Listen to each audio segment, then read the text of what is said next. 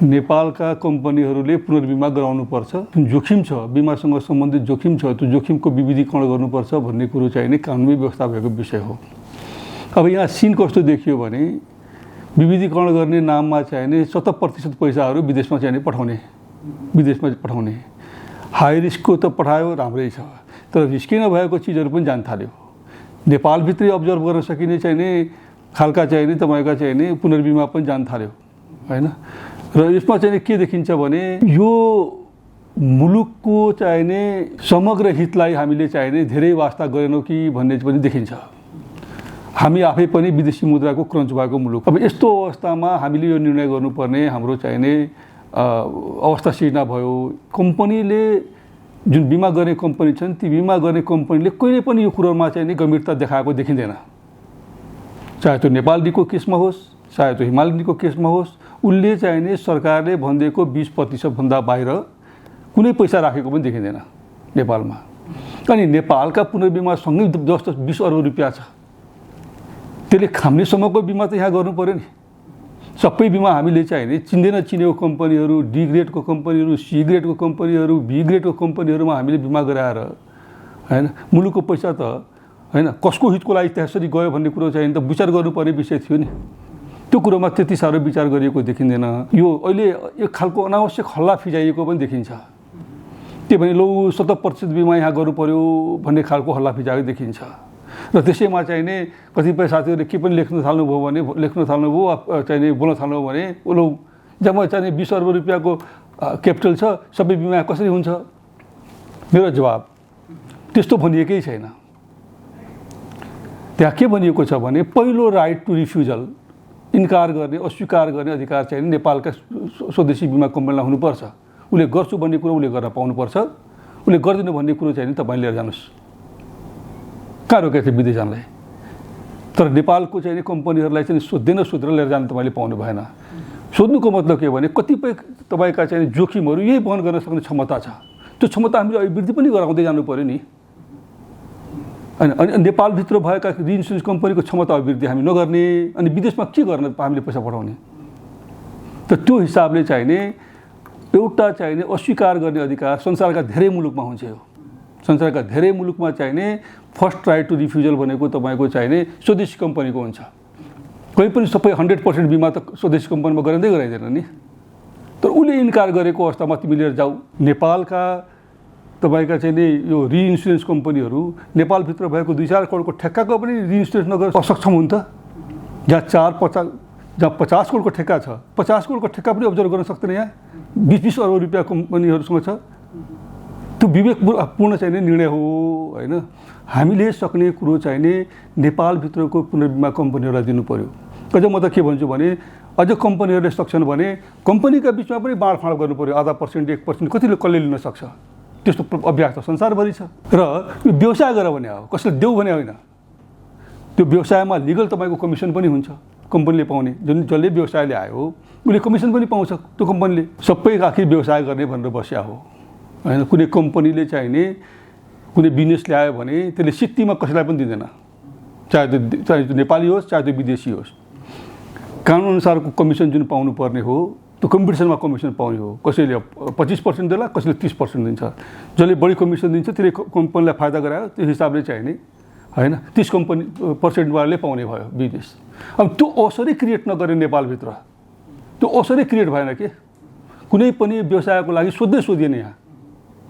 र सरासर चाहिँ नि हैन त्यहाँबाट चाहिँ अनुरोध आयो। हामीले पनि सरासर के गर्यौँ भने विदेशी मुद्राको स्वीकृति दिँदै गयौँ। यदि व्यवसाय गर्ने हो भने रिस्कलाई नै हामीले ट्रान्सफर गर्न खोजिया हो। थोरै रिस्क यहाँ ट्रान्सफर हुन्छ, अर्को रिस्क त्यहाँ ट्रान्सफर हुन्छ, त्यहाँ ट्रान्सफर हुन्छ। 10 ठाउँमा हामीले ट्रान्सफर गर्छ। संसारको चलन भनेको पुनर्बिमाको त्यही नै हो हैन। यहाँ समस्या के पर्यो भने हाम्रा कम्पनीहरूले चाहिँ नि स्वदेशी पुनर्बिमा कम्पनीलाई त हेरेन हैन। जबकि स्वदेशी बिमा कम्पनीसँग पनि त्यति पर्याप्त पुँजी छ जुन अरू विदेशी कम्पनीसँग हुन्छ।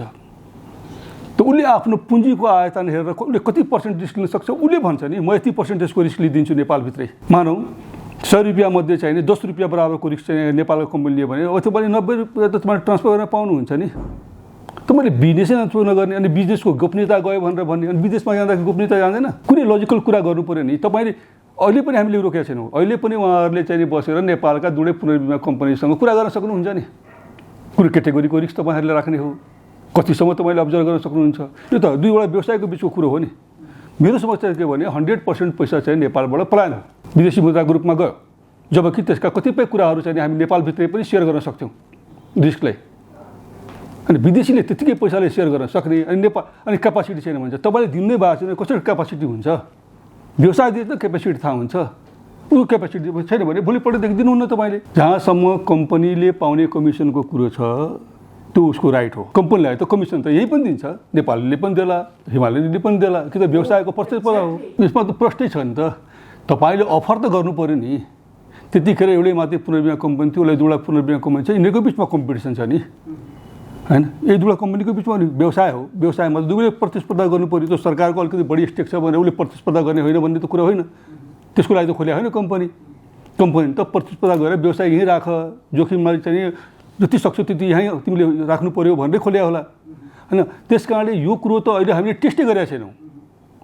यो टेस्टै भएको छैन, किनभने तपाईँले बिजनेस दिनै भएको छैन। सरकारले भनेको 20% डाइरेक्ट सेसन तपाईँले नेपाललाई दिनुभयो, त्योभन्दा बाहेक तपाईँले केही पनि दिनुभएको छैन। अनि तपाईँले केही पनि दिनुभएको छैन, तपाईँलाई कहिले थाहा हुन्छ? उसले पनि त मलाई लाग्छ चाहिँ दुवै कम्पनीले त अन्तर्राष्ट्रिय प्रचलन यस्तो छ, हामीले पनि कुनै अन्तर्राष्ट्रिय बिजनेस ल्याउने हो भने हामीले यस्तो कमिसन दिनुपर्छ, त त्यहाँ पनि बोध होला। अनि जम्मै कुरो कम्पनीलाई पनि थाहा हुने, बीमकलाई मात्रै थाहा हुने। तपाईँ टेस्ट गर्नुहोस् न, जानुहोस् न, कुराकानी गर्नुहोस्, बस्नुहोस्, छलफल गर्नुहोस्, होइन? व्यवसायले त व्यवसायको बिचमा पो त हुन्छ नि। हामीले त एउटा बाटो खोल्यौँ, सकेसम्म चाहिने तपाईँले विदेशी मुद्रालाई चाहिने सामान्य किसिमका पनि व्यवसायलाई चाहिने विदेशमा नलानुहोस्, होइन? मलाई पनि थाहा छैन 100% बिजनेस चाहिँ यहाँ गर्न सक्दैन, मलाई थाहा छैन। सबै बिजनेस यहाँ हुन सक्दैन, मलाई थाहा छैन। त्यसको रिस्क त तपाईँले बाँडफाँड त गर्नु परिहाल्छ नि। त त्यो रिस्कमध्ये 2% लिएला नेपालको रिहरले, लानुहोस् 98% बाँड्नुहोस्। अनि बिमे नबुझेको मान्छेले पुनर्बिमाको लागि त्यसको चाहिने पठाउनु पर्ने पैसामा खुइ सही गरेर दिँदाखेरि चाहिँ बिमा बुझा, यस्तो त गर्नुहुन्न भनेपछि बिमा नबुझा हुन्छ, नम्बर 1। नम्बर 2, बिमा कम्पनीले बिमा बुझ्ने हो, मैले बिमा बुझ्ने होइन। मैले त कम्पनीहरूले चाहिने फ्लोरिस गरोस् बिजनेसलाई, कम्पनीहरू माथि जाउन्, नेपालको चाहिने राम्रो बजार बनोस्, विश्वनिष्ठता बढ्दै जाओस्, नेपालको बजारमा पनि अन्तर्राष्ट्रिय बजारमा पनि भन्ने हाम्रो उद्देश्य भनेको थियो। त्यस कारणले कसैले बुझ्यो मैले बुझिनँ भन्ने कुरोसँग चाहिँ तात्विक अर्थ राख्दैन। निर्णयले के भन्छ त्यो कुरा महत्त्वपूर्ण छ, र निर्णय सूर्य श्रीवालले मात्रै त गरेको नहोला। निर्णय गर्न त तपाईँको धेरै एक्सर्साइज भयो होला, संसारका धेरै अभ्यासहरू हेरिया होला। दोस्रो कुरो, कोभिडको प्रसङ्ग ल्याउनु भयो। कोभिडको प्रसङ्गमा तपाईँ आफै हेर्नुहोस्, जुन कम्पनीले होसियारी गर्नुपर्छ भने ती कम्पनीहरूलाई चाहिँ मर्का पर्या हो नि। जसले यसलाई चाहिँ गर्नुहुन्न भने तिनीहरूले थोरै मात्रै गरे, उसले रिफ्युजल गरे हो। अनि समितिलाई सबै कुरा दिदिएर, होइन, आफू दोषी छैन भन्नु त पाएन नि। कुनै पनि कम्पनीले हामीले गर्न मिल्दैन भनेर आएको भए त एउटा हुन्थ्यो नि, रिजल्ट निस्किन्थ्यो नि। तर कम्पनी त होसिएकै हो नि। करोड मान्छेको चाहिँ हजारौँ हजार मान्छेको एउटै कम्पनीले गरेको छ, त्यहाँ केही मात्रै गर्ने पनि कम्पनी छन्। अब दायित्व तिर्ने बेलामा चाहिँ होइन यो र ऊ भनेर भन्न पाइएन। र जहाँसम्म सरकारको कुरो छ, सरकारसँग बारम्बार हामी संवादमा छौँ। यो नागरिकले गरेको हो, यो सरकारको पनि कमिटमेन्ट हो। त्यस कारणले यो कोभिडको पैसा चाहिँ नि यथाशीघ्र हामीले चाहिँ नि नागरिकको खाता पुर्याउनु पर्छ, होइन? त्यसको लागि विकल्पहरू दिइएको छ, सरकार सकारात्मक छ, यो पैसा चाहिँ नि आउँछ। सरकारले कति हाल्न सक्छ, समितिले कति हालिदिनु पऱ्यो, नेपाल रिलले चाहिँ नि 20%ले त्यसले कति हालिदिनु पऱ्यो, अनि कम्पनीहरूले कति हाल्ने हो। म त सबैले मिलेर गरेको भनेर भन्छु, यो समितिलाई मात्रै दोष दिएर चाहिँ हुँदैन। अहिले पनि म के भन्छु भने सरकार भनेको सबैभन्दा विश्वस्त संस्था हो, सबै नागरिकले विश्वास गर्ने संस्था हो। त्यस कारणले सरकारले पैसा दिँदैन भन्ने खालको चाहिँ नि हामीले जुन भनिरहेको छौँ त्यो गलत हो, ढिलो भयो, त्यो यथार्थ हो। तर दिँदैन भन्ने कुरो चाहिँ नि सरकारबाट चाहिँ पैसा आउँदैन भन्ने कुरो चाहिँ नि होइन, किनभने सरकार सकारात्मक छ, उसले पनि बजेटको व्यवस्था, किन बजेटमा परेको पैसा होइन, यो बजेटको व्यवस्थापन गर्नुपर्ने हुन्छ। त्यसको लागि हामीसँग चाहिँ समितिसँग राय मागिएको छ, हामीले हाम्रो राय चाहिँ दिएका छौँ। त्यो मैले भने अलिक ढिलो भयो, तर पैसा म दिन्न अर्थ मन्त्रालयले भनेर भनेको छैन, दिने क्रममा छ। त्यस कारण त्यो पैसा अलिक ढिलो भए पनि त्यो पैसा चाहिँ आउँछ नै। त्यो पैसा आएपछि त्यसको बाँडफाँड अब नागरिकले जसको छ दायित्व तिर्नु पऱ्यो, तिर्निन्छ नै। त्यससँग गएर यसलाई जोड्ने कुरो होइन। यो हाम्रो निर्देशनमा प्रश्न के छ भने हामीले सबै पैसाहरू चाहिँ विदेशमा ट्रान्सफर गऱ्यौँ, विदेशमा मात्रै गरायौँ। अनि नेपालको इन्सुरेन्सले के गर्यो, दुवै इन्सुरेन्सले भोलि चाहिँ नि हैन तपाईको 20% डायट सेसनमा पनि कम्पनीहरुको गुनासो छ के भने सरकारले त हाम्रो चाहिँ नि भएको प्रॉफिट पनि त्यहाँ हामीले हाल्नु पर्यो भनेको छ। भोलिको दिनमा गएर हामीले त्यसलाई अब्लिस गर्नुपर्ने हुन्छ। एउटा समय आउँछ 2 वर्ष 3 वर्षमा हामीले हटाउँछौँ त्यो, किनभने त्यो फेयर कम्पिटिसन होइन। त्यो हटाएपछि अनि त्यो 100% जाने हो नि त अब त्यो विदेश त। उहाँहरूको विवेकले त देख्दैन नि नेपालभित्र पनि केही हामीले दिनुपर्छ, समय आउँछ त्यो हट्नै पर्छ, किनभने त्यो सधैँ त्यही पर्सेन्टेजमा रहिरहँदैन कि, त्यो घट्दै जान्छ अनि हट्दै जान्छ। त्यो समय आउँछ हट्छ हैन। त्यो हटेपछि त यदि उहाँको कुरा मान्यो भने त हो अब त अर्को पनि क्यापासिटी भएन, 20% जुन त्यो रिटेन्सन यहाँ त्यो पनि नहुने भयो, त्यो पनि जाने भयो। त्यस्तो गलत कुराको होइन। उहाँहरूको समस्या छ भने समस्या के छ यहाँ अरू कुरा गर्ने हो नि, ग्रुप बनाएर डिस्कसन गरेर निर्णय गर्ने होइन नि। नियामकले पनि त पढेर लेखेरै गरे होला त निर्णय त। मुलुक सबैभन्दा ठुलो राष्ट्रिय हितलाई हेरिया हो, क्षमताभन्दा बाहिरको चिज हामीले बाहिर पठाउन सक्छौँ हैन। तर यदि कम्पनीको जिद्दी हो के भने म सबै पठाउँछु त पाउँदैन, त्यो पाउँदैन। तपाईँको मिडियाबाट मैले प्रश्न भने त पाइँदैन। संसारमा के हुन्छ, रिइन्स्योरेन्स स्वदेशी कम्पनीलाई पहिलो प्रायोरिटी दिन्छ, त्यसपछि पैसा जान्छ। कस्तो पैसा जान्छ, त्यसमा हाई रिस्क छ, त्यसमा प्रिमियम पनि हाई छ, त्यस्तो पैसा बाहिर जाने हो। बाहिर पनि कुनै एउटा कम्पनीलाई जाने होइन, धेरै कम्पनीलाई बाँडिन्छ त्यो पैसा हैन। म त अझ के भन्छु भने कतिपय केसेस त हामीले यहीँ हेरिरहेका छौँ हैन। हामीले दिएको निर्देशिका बमोजिमको EMI गएको छैन पैसा विदेशमा, ए रेटिङ भएको कम्पनीमा पैसा नगएको देखिन्छ। अझै पनि दुला फाइल आएको छ होइन। सही ट्र्याकमा लानलाई त अब ग्रेजुअल प्रोसेस हो हैन। अब उहाँहरूको एउटा समस्या के देखाउनुहुन्छ भने हामीले त ट्रिटी गरिसक्यौँ, विदेशीसँग हाम्रो ट्रिटी त भइसक्यो हैन, हामीले पैसा पनि पठाइसक्यौँ। अब त्यो पैसा त हामीले उठाउनु पर्छ, ठिक छ, त्यो उठाउनु टाइम छ। अब कुरोलाई त्यो ट्रिटीको हकमा त्यो उठाउनु टाइम, नयाँ ट्रिटी गर्दा दिनुहोस् न। यहाँ जुन ट्रिटी विदेशमा भइसक्यो हाम्रो विश्वसनीयताको लागि पनि त हामीले त्यो त्यति समय त कुर्दिनु पर्यो। पैसा आउनुपर्ने छ भने पैसा आउनु पर्यो, नेपालभित्र इन गर्नुपर्ने छ भने हैन। तर त्योदेखि बाहेक नयाँ ट्रिटी गर्दै हुनुहुन्छ भने तपाईँले मान्नु पर्यो कि परेन, यो कुरो यहाँ सोध्नु पर्यो कि परेन। तपाईँले त पहिला सोध्दैन पठाउनु भयो भने पैसा नेपालको जुनै इन्सुरेन्स तपाईँले वास्तै गर्नु भएन नि। तपाईँकै बिजनेसको रिस्क लिइदिन्छु भनेर बस्या हो नि त। रिस्क कति लिन्छ, 5%, 10%, जति लिन सक्छ त्यो दिने हो रिस्क, बाँकी रिस्क ट्रान्सफर गर्ने हो।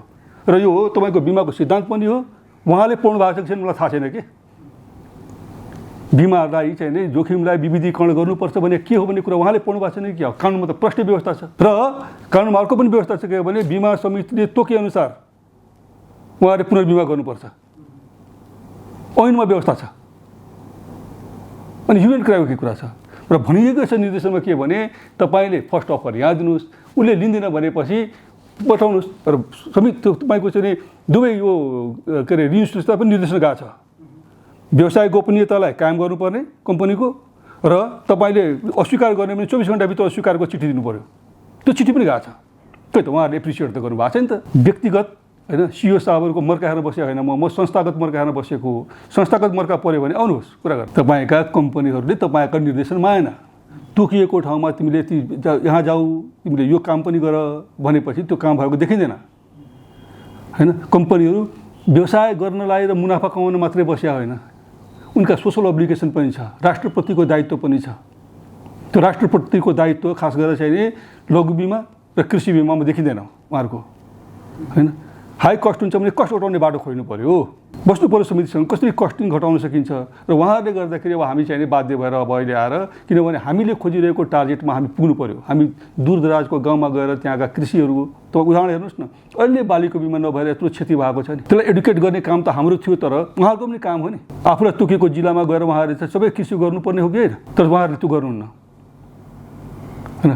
उहाँहरू सहर केन्द्रित भएर चाहिँ नि मुनाफा लिने बिजनेसमा मात्रै केन्द्रित हुन खोज्ने, तोकिएको दरभन्दा घटेर अनहेल्दी कम्पिटिसन गरेर चाहिँ नि आफ्नो व्यवसाय बढाउन खोज्ने, आफ्नो जय जयकार होस् भन्न खोज्ने हो हैन। त्यसरी बिमा समितिले सहँदैन। राज्यप्रतिको दायित्व प्रत्येक मान्छेको छ, मेरो नागरिकको हिसाबमा पनि दायित्व छ, मेरो पदाधिकारीको हिसाबले पनि मेरो दायित्व छ। त्यस्तै प्रत्येक कम्पनीको दायित्व छ, सबैले सोसल अब्लिगेसन। यो भनेको त के भने तिमीले 70% गरेर कृषिको बिमा गरेर भनेको छैन नि, 5% तिमीले गर। 5% पनि नजाने, 1% पनि नगरिदिने, त्यो समस्या चाहिँ देखियो। त्यस कारणले अब यसलाई चाहिँ ह्यान्डल गर्नको लागि माइक्रो इन्सुरेन्स हामीले ल्याउनै पर्ने हुन्छ। माइक्रो इन्सुरेन्स ल्याएर यो कामहरू कृषिको, लघुको, पशुको कामहरू चाहिँ माइक्रो इन्सुरेन्सबाट हामीले गराउनुपर्छ। र माइक्रो इन्सुरेन्सलाई काठमाडौँमा हामी राख्दैनौँ, यो प्रदेशमा हामीले राख्ने हो। अनि प्रदेश स्तरमा बसेर उसले चाहिँ नि व्यवसाय चाहिँ मुलुकभरि गर्न पाउने भयो। तर प्रदेशमै बसेपछि त ऊ ठ्याक्कै व्यवसाय गर्ने ठाउँमा बसिरहेको छ नि, लघु व्यवसाय गर्ने ठाउँमा बसिरहेको छ नि। त्यो बाटो चाहिँ अब हामीले अवलम्बन गर्नुपर्छ भनेर हाम्रो सोच छ। यो दुवै मोडलमा जान्छ। यो तपाईँको चाहिँ निर्जुनको मोडलमा पनि जान्छ, जीवनको मोडलमा जान्छ। त्यहाँ बस्यो गरिबको चाहिँ 2 लाख रुपियाँको बिमा गर्नु पर्दैन। त्यसलाई चाहिँ त्यो सबैभन्दा बढी मर्कामा पर्ने मान्छे, त्यसको घरमा आगो लागेर भएपछि त्यसको 20 हजारको घरको बिमा गरिदिनु पर्दैन हामीले, होइन? त्यस पनि त कम्पनीको सोच रेस्पोन्सिबिलिटीमा छ नि। 2% हामी गरिदिन्छौँ, र बाँकी पैसा चाहिँ हालोस्, अब स्थानीय निकायले हाल्ने हो कि कसले हाल्ने हो हालोस् भनेर अगाडि अग्रसरता त लिनुपर्ने त कम्पनीले व्यवसायको लागि हो नि त। सोसल अब्लिगेसनको लागि पनि त गर्नु पऱ्यो नि, नेट बढाउनु पनि गर्नु पऱ्यो नि। हाम्रो पहुँच बढ्यो, अब हाम्रो चाहिँ यति कन्ट्रिब्युसन भयो मुलुकको जिडिपीमा भनेर देखाउनु पनि गर्नु पऱ्यो नि। र यो हामीले हेरेको भन्ने मुख्य विषय भनेको नेसनको चाहिँ नि जुन टार्गेट छ, एकै वर्षमा हामीले 33% पुर्याउनु पर्ने छ। हामी 27% बसिरहेछौँ। अर्को वर्ष 50% टार्गेट आउला। त्यो टार्गेट मिट गर्नको लागि त्यही फोकस गरेर चाहिँ गर्न सक्ने, सानो बिमाहरू गर्न सक्ने कम्पनीहरू खडा गर्नुपर्छ हामीले। यो संसारभरिको चलन हो। ठुला कम्पनी बसेर यहाँ बस्ने, यहाँबाट व्यवसाय गर्ने हो, फोनको भरमा व्यवसाय गर्ने हो, होइन? सके उधारैमा पनि बिमा गरिदिने हो। त्यो त रोकियो होइन भने मोस्टली उधारैमा बिमा हुन्थ्यो नेपालमा, होइन? त्यस कारणले कानुनको परिपालना त पटक्कै भएको देख्दिनँ म। अनि मैले तपाईँलाई 2-4 उदाहरण पनि दिइसकेँ। कानुनमा लेखिएको कुरा पनि पालन हुन छोड्यो। कानुनमा लेखिएको कुरा हामीले इम्प्लिमेन्ट गर्न खोज्दाखेरि पनि अहिलेको ह्यू एन्ड क्राई आएको। बिमा समितिले तोकेअनुसारको तपाईँले चाहिँ पुनर्बिमा गर्नुपर्छ। हामीले के तोक्यौँ? पहिलो राइट देऊ नेपालको चाहिँ पुनर्बिमालाई। त्यसपछि उसले अस्वीकार गर्यो भने ल, उसले स्वीकार गर्नुन्जेल त यहाँ दिनुपर्ने। उसले रिस्क म लिन्छु भनेपछि तपाईँले रिस्क नदिने। तपाईँले उसको सम्पत्तिको चाहिने बारेमा चाहिँ आर्थिकैको त मैले पाएको छैन, तर हिमालय ऋणलाई पोस्नको लागि चाहिँ हयो निर्णय बनाएको छौँ। हामीले कोही पनि हिमालय ऋणको कुरा लेखेका छौँ निर्देशिकामा। नेपालमा भएका पुनर्बिमा कम्पनीहरूलाई फर्स्ट राइट टु रिफ्युजल देऊ। उसले अस्वीकार गर्यो लिएर जाऊ। यहाँ तपाईँले अब्जर्भ, उनीहरूले हामी यति चाहिँ रिस्क अब्जर्भ गर्छौँ भने नदिने, अनि कम्पनीले भने अनुसारको चाहिँ हामीले गर्दै जाने, त्यो हुन सक्दैन। त्यस कारण पहिलो राइट भनेको यहाँको स्वदेशभित्र चाहिँ नि त्यसले दुवटा कुरा, यहाँको चाहिँ बजारलाई व्यवस्थित पनि गर्छ, यहाँको बजारलाई तपाईँको चाहिँ क्यापासिटेट पनि गर्छ, यहाँको बजारको चाहिँ क्षमता पनि अभिवृद्धि गराउँछ। अनि तपाईँले भोलि भर्न पाउनु भयो, ओहो हामी एकदम सही ट्र्याकमा छौँ। अब पालो चाहिने कम्पनीहरूको हो। कम्पनीले नेपालका दुवै चाहिने पुनर्बिमा कम्पनीहरूसँग गएर चाहिने रिस्कको बारेमा कुरा गर्नु पऱ्यो।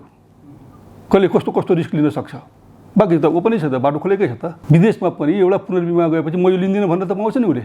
म त लिँदिनँ, यो अर्कोमा जाउँ, अनि अर्कोले लिन्छ, तुरुन्तै निस्किन्छ, अब त्यो तुरुन्तै पाइन्छ। अब यो चाहिँ निर्णय गरेर चाहिँ पहिला हामीले LOI दिने हो, होइन? LOI भनेको चाहिने लेटर अफ इन्टेन्ट दिने हो। त्यसपछि उसले सबै प्रक्रिया पुरा गर्नुपर्छ, कानुनी प्रक्रिया सबै प्रक्रिया पुरा गरेर पुँजी पुऱ्याएर आएपछि बल्ल लाइसेन्स जाने हो। त्यो त हामीले त पहिले नै नोटिसै निकालेको छौँ नि त। हामीले त यो निर्देशिकैमै छैन हाम्रो त। 10 करोड रुपियाँको उसको चाहिँ पुँजी हुनुपर्छ। थाहा छैन अब यो चाहिँ त जतिवटाले प्रक्रिया पुऱ्याएर आउँछ सबैले पाउँछ। एउटा भन्ने कुरै छैन। जतिवटाले प्रक्रिया पुऱ्याउँछ त्यतिवटाले पाउँछ। नेपालमा त एउटा पनि ब्रोकर छैन। अहिलेसम्म त जम्मै विदेशी ब्रोकरसँग गऱ्यौँ। हाम्रो त कहिले पनि इनिसिएसन पनि भएन कि विदेशी ब्रोकरले यहाँ शाखा खोल्न लगाऊ, ताकि 2जना मान्छे इम्प्लोइमेन्ट पनि हुन्थ्यो, नेपालको कर पनि यहाँ तिर्ने थियो। त्यो त छैन। त्यो त माथि नै सबै चाहिँ मिलिहाल्छ कुरो त, होइन? र बिमा समितिलाई त्यो इन्फर्मेसन हुँदैन, कसरी मिल्यो, के मिल्यो, कति मिल्यो थाहा छैन। त्यस कारणले इन्फर्मेसन त हामीले राख्ने अधिकार त छ, अनि नीति भन्छ। अनि इन्फर्मेसन राख्न खोजेपछि अनि यत्रो ह्यू एन्ड क्राई किन? व्यवसाय त कोही रोकेकै छैन मैले। हामीले कुनै व्यवसाय चाहिने कुनै कम्पनीको व्यवसाय रोकेका छैनौँ। हाम्रो भनाइ यति मात्रै के भने पहिलोचोटि यहाँ सोध, यहाँ दिन सक्ने कुरो यहीँ देऊ। त्यो पनि बिजनेस निगोसिएसन हो। तिम्रो बिजनेस नगर, तिमीले यतिकै पैसामा गर, यतिकै मात्रै कमिसन लियो, हामीले भनेको छौँ। त्यो तिमीले आफ्नो बिजनेस निगोसिएसन गरे। यहाँ अब्जर्भ गर्न सकिने तपाईँको चाहिँ रिस्क यहाँ अब्जर्भ गराऊ, यहाँबाट नहुन सक्ने त्यो विदेश लिएर जाऊ। भोलिका दिनमा चाहिँ यदि हामी निर्णय पुग्यो भने राम्रो पुँजी वृद्धि गरेर आउँछ। आउने हो भने कुनै कम्पनीले आउन खोज्यो भने हामीले भनेको पुँजीमा आउनु पऱ्यो बजारमा, ताकि त्यो पुँजीको आधारमा चाहिँ नि हामीले सबै कम्पनीलाई चाहिँ ल पुँजी त यति पुगिसक्यो, अब तिमीले पुँजी पुर्यायो भने मर्दरमा जाऊ। अब स्वच्छले हुँदैन। अब तपाईँले आफैले प्रश्न उत्तर दिनुभयो के भने बिमाको बजार बढ्दो छ, यसको विस्तार बढ्दो छ, होइन? हरेक दिन बढ्दै जाने हो। यो सानो पुँजी भयो, यसले खाम्दैन, होइन? एउटा टुल भनेको चाहिँ नि भोलिका दिनमा यदि समितिले निर्णय गरेर लाइसेन्स गर्यो कसरी भने दुवटा मात्रै पनि ठुलो अनि पुँजी हामीले भनेको पुँजी लिएर आएपछि त्यो पुँजीमा त पुग्नु पर्ने कम्पनी त एउटाको यत्रो पुँजीमा भित्र गऱ्यो, अर्को 1 अरब रुपियाँ लिएर 2 अरब रुपियाँ लिएर व्यवसाय चलाउनु त पाएन नि उसले। हामीले मार्केट पनि हेर्नुपर्छ, रिस्कको भोल्युम पनि हेर्नुपर्छ, बिजनेसको भोल्युम पनि हेर्नुपर्छ, कति राख्दाखेरि उपयुक्त हुन्छ भन्ने कुरा। किनभने पुँजी भनेको त स्टेटिक हुनै सक्दैन। जसो तपाईँको चाहिँ व्यवसाय बढ्दै जान्छ वा तपाईँको बिमाको चाहिँ बजार बढ्दै जान्छ, पुँजी त असम्भावी हो नि। सक्नेले अब ल्याउनु पर्यो, नसक्ने मर्जरमा जानु पर्यो। कम्पनी जति बढी पुँजी हुन्छ कम्पनीसँग त्यो त्यति बलियो कम्पनी भयो। 3वटा कम्पनी मर्ज भएर एक ठाउँमा आएपछि 3वटाको क्रिम मान्छे अर्को ठाउँमा आउने भयो, एउटा कम्पनीमा बस्ने भयो। 3टै कम्पनीका क्रिम मान्छेहरू यहाँ आउने भयो हैन।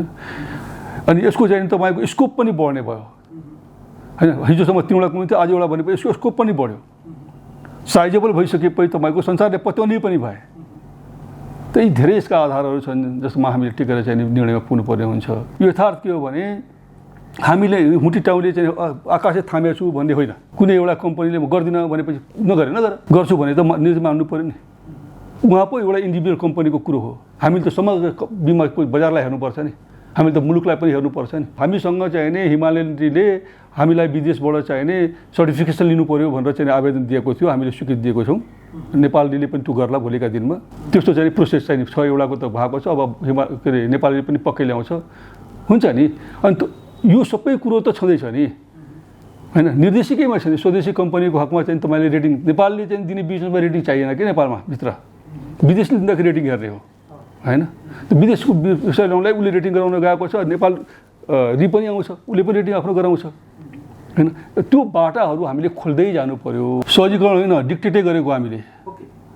यो के हो भने पुँजी तपाईँको चाहिने अहिलेको बिमा बजारको एउटा चाहिने कारण भनेको बदनाम हुने कारण भनेको दाबीको टाइममा भुक्तानी नभएर हो। अब दाबीको भुक्तानीमा 3 पक्ष हुन्छ। एउटा त बिमित आफै भयो, एउटा बिमा कुनै भयो, एउटा चाहिँ बिचमा हुने चाहिने तपाईँको चाहिने सर्भेयर भनौँ हैन, भ्यालुएटर भनौँ, त्यो हुने भयो।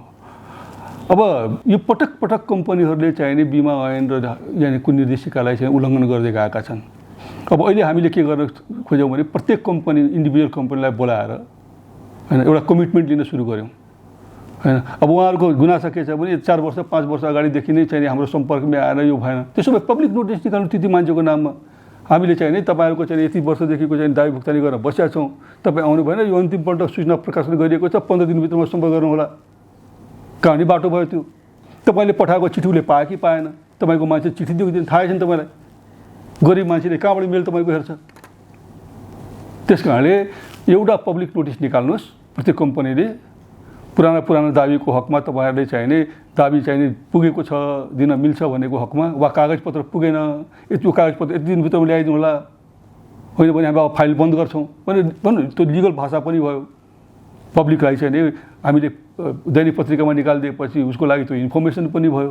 कानुनले पनि तपाईँलाई सपोर्ट गर्यो, पब्लिक नोटिस दिया हो भनेर।